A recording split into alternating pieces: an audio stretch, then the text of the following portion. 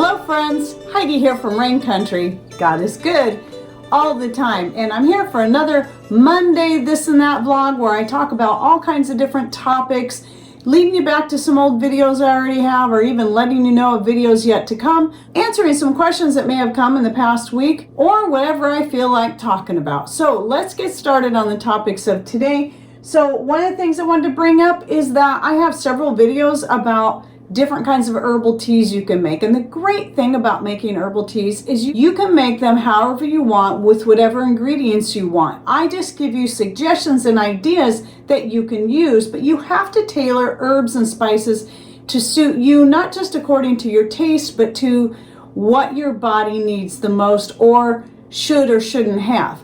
So for example, right here this last year on our other piece of property just down the road, I've been finding lots of usnea, and I did a video just on this. This is also called old man's beard, which is a more common name for it around here.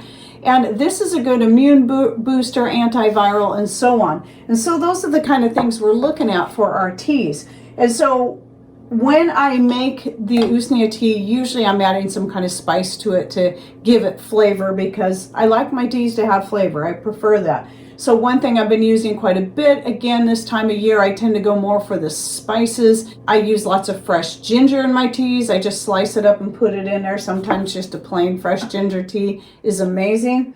You've got the option of adding your black elderberries, star anise, and cinnamon, and I always make sure to use Ceylon cinnamon simply because I tend to use a lot of cinnamon. So when that's the case, it's better to go with the Ceylon than the cassia. And then I always try to go organic on everything I can. So these are, again, just a few ideas. There's also things like I made a tea the other day using turkey tail mushrooms and then adding some spices. These are mushrooms that we found growing wild. And so I'm going to link to at least one video I did on tea making that's more focused on immune boosting and antiviral.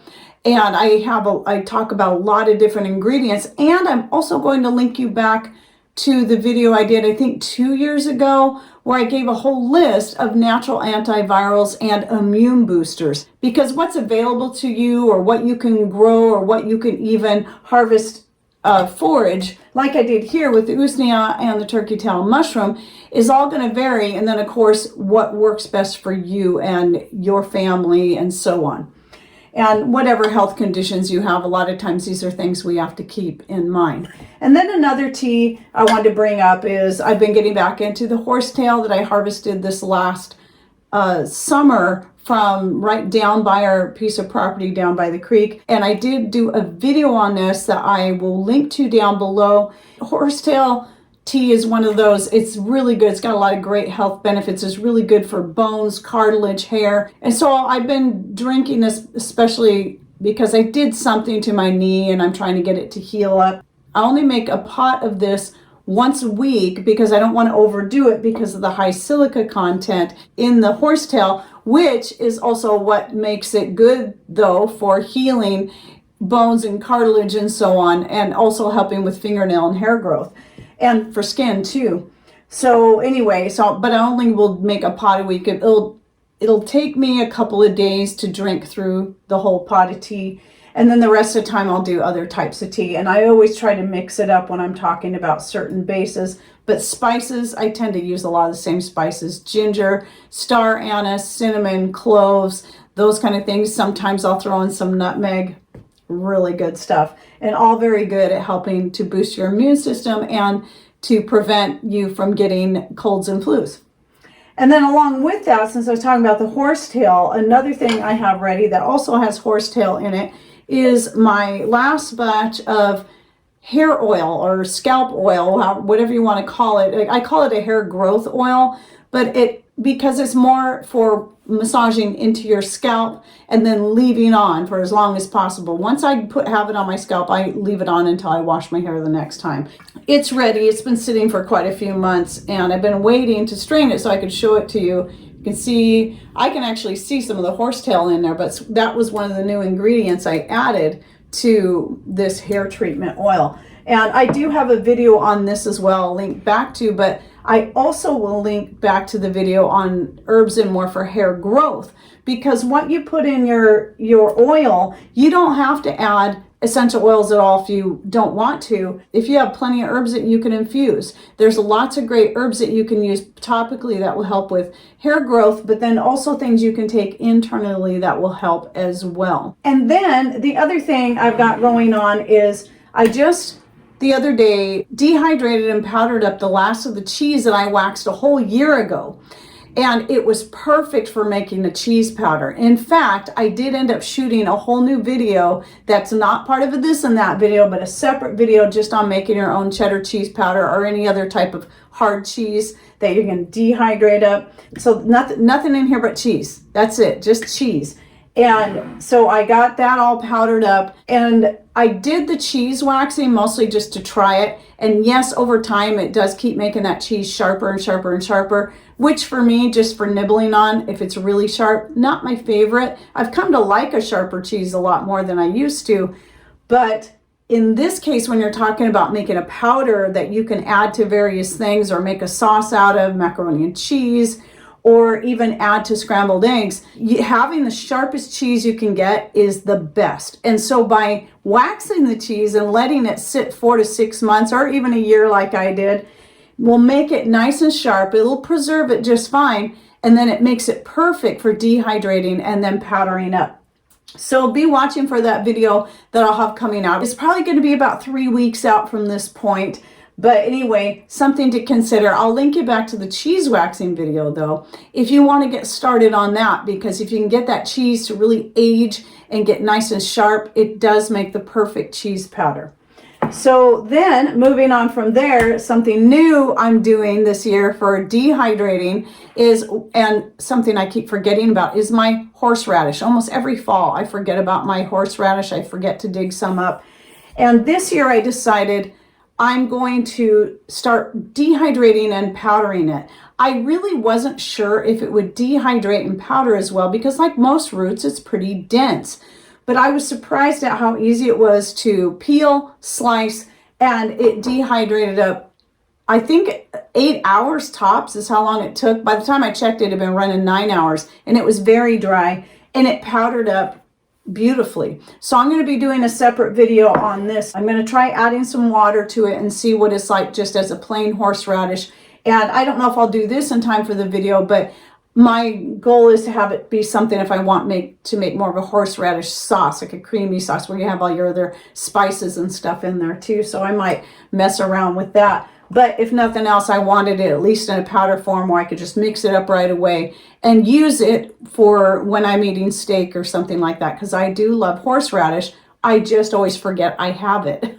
If it's more readily available like this, but I also don't have to worry about it spoiling, then I'll be more likely to use it. And I'm also going to be shooting a separate video just on the benefits of horseradish. So even if you don't like the taste of it, it's something you can encapsulate and take in a medicinal form. And so I'll be talking about that in a future video. And then let's come back to the potatoes again. So this last week I had a video come out on the dried potatoes, and I did mention it in a this and that actually a couple weeks back about making cold cannon out of this. The video that I did on actually dehydrating the potatoes was shot before that. So my this and that videos are always more current. The other videos are usually 2 to 3 weeks out from the time, sometimes 4 weeks out from the time they've been shot to the time they publish. So anyway, I did try making a couple of different batches of cold cannon. The first time I just rehydrated the potatoes in water, cooked them up, and then added my ingredients. The second time I tried rehydrating them in some chicken broth, and boy, that one turned out. The first one was good. The one where I rehydrated the potato powder in the chicken broth was excellent. So I will probably shoot, even though I did explain how I did it in that this and that video, which I'll link to down below, I'll also be shooting a separate video on making cold cannon using the potato powder and some dehydrated meat that I dehydrated myself. So be watching for that to come down the road. And then let's come back to the canned potatoes. Now here's a jar here from 2017. You can see it's very starchy. Once you've canned it up using liquid, using water,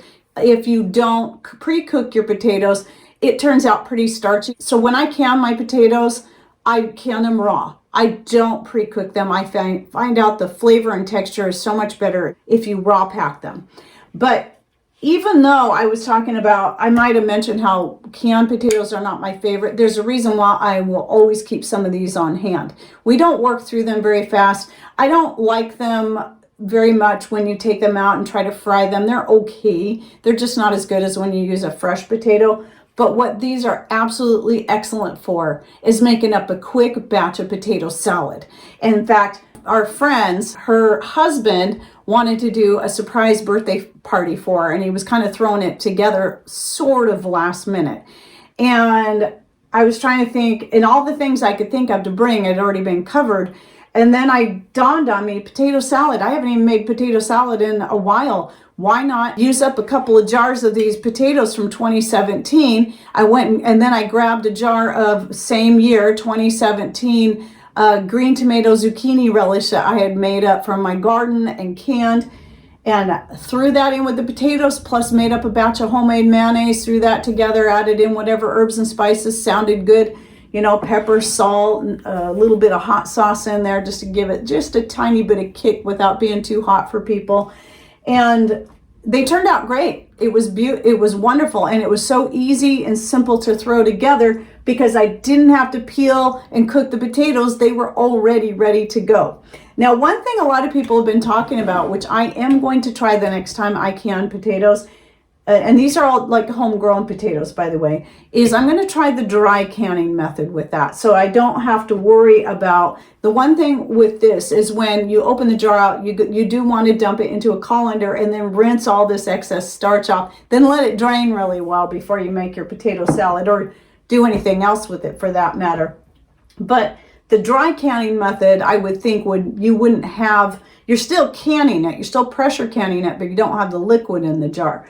And more and more people are talking about doing this, so I'd like to give it a try, maybe with a small batch in my smaller canner to see what I think first. And then next year, if I'm really happy with that, I might do a whole batch of my potatoes this way. But I still have a lot I'm working through because I don't make salad that much. So I don't know that I'll do that next year. I might wait till I work through more of these. Or I'll just need to get in the habit of making potato salad more often because we do like potato salad. I just don't know why I don't think about it enough. The other question I've been getting a lot, again, is about nasturtium leaves. Where can I find dried nasturtium leaves? Well, first of all, I do not sell any of my dehydrated herbs because every now and then I think about it, but I am so busy during that time of the year dehydrating up herbs and stuff for our own personal uses, be it for using in the skin salves and creams, or using to make teas, or using to make extracts. I don't have any to spare. And even that I do, that I put back in storage, I want to keep it that way because what if next year, for some reason, a certain herb just up and dies, like happened with my oregano out front. Thankfully, I have more oregano plants over on the west side of the house here, but the one out front just completely died on me. And if something like that happened with one of my precious medicinal herbs, or next year, since nasturtiums are annuals, I can't get them to grow for whatever reason, because I've had that happen before, I don't want to let go of my precious nasturtium leaves. And as far as I know, there's no place to buy dried nasturtium leaves. Everybody's telling me there's no place. I've tried to look. I haven't found any. The best I can say is grow your own. Or the other option is there's other types of herbal antibiotics, not just nasturtium leaves. They're not the only thing out there that's good for a natural antibiotic. There's quite a few. In fact, what you'll find, most herbs that are naturally antiviral are also antibiotic. Not all of them, but most of them are. But what I'll do is I'll link to another video where I did a list of natural antibiotics. So if you can't find nasturtium leaves or you can't grow them, look at my list and consider what is available to you, what you know is safe for your body. You're not going to have any interactions with it, or because of allergies or whatever else. and then make your antibiotic extract out of that, or a blend of that. I've tried doing a blend before and it was okay. I prefer just the plain nasturtium leaves for that, but whatever works for you and whatever's available to you. Don't feel like you have to run out and buy nasturtium leaves just to make that particular extract that I showed in that old video back in 2018. Anyway, I just wanted to remind people of that. And also, I do not sell my medicinal extracts ever. Those are something I will not sell. And I've had a lot of people coming in and asking me about that. I'm not selling them, but I have several videos out there on how you can make your own. And just like with these different lists I put together, I also have these lists so you can pick and choose what's going to work best for you. Because even though feverfew and catmint and valerian leaf works really great for me as a pain reliever, that combination or any one of those herbs may not work as well for somebody else, or maybe they're allergic to those. So I have a video just on various different herbs that you can use to make your own pain reliever. Oh, and by the way, I forgot to say, I've got my potatoes sitting out again because coming back to potato powder, I am going to make more. I am so happy with that and the ease of use when I want to make cold cannon or shepherd's pie or something, that I'm going to go ahead and take some more of my potatoes, and I still have more to dig up, and I'm going to do that. I'm still going to keep some in storage. So I heard this was my first year of growing red potatoes, and I was surprised at how big a lot of them got. But a couple people told me that red potatoes tend to hold up better in storage than yellow potatoes. And I do notice my yellow potatoes tend to want to start to grow quicker or go soft or wrinkle up quicker. So no matter how I store them, but I mean, usually they'll last for several months, but you know, there comes a point where they just keep wanting to shrivel up. So I'm going to use just the yellow potatoes for making the powder, and then obviously keep working through whatever yellow potatoes I don't dehydrate up fresh and get those used up first and save the reds for last. And I'll see, I'll find out for sure if that's true, that the red ones do outlast the yellows in storage. And that's it for my this and that for the week. And if you're curious about anything I talked about, remember, you can just click on if you're on a computer, just click on the description box. You'll see a portion of it right below the video, kind of in a bar shape. Now you can click anywhere on that description box and it will open the whole thing up so you can see all of our links that we have in there, linking you back to any of these videos and recipes and so on. And if you're on a smart device, it's still, I believe, over on this side, at least it is on mine, just a little arrow or triangle right over here on this other side that you touch, and it will open up that description box so you can find our links. And any thoughts, suggestions, ideas you want to throw out there, go ahead and put them in comments down below. Thanks for watching. Take care, and God bless.